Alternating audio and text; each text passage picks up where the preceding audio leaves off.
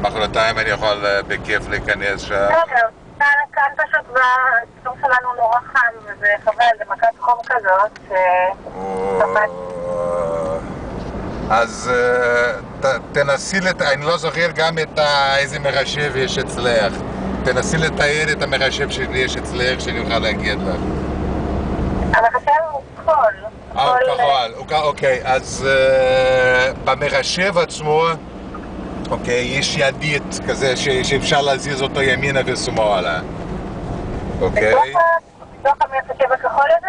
במחשב הכחול יש ידית פלסטיק קטנה בצבע שחור, או בצבע צהוב, אני לא זוכר, בדגם שלך. אוקיי. אם את מסובבת אותו הצידה, את הופכת אותו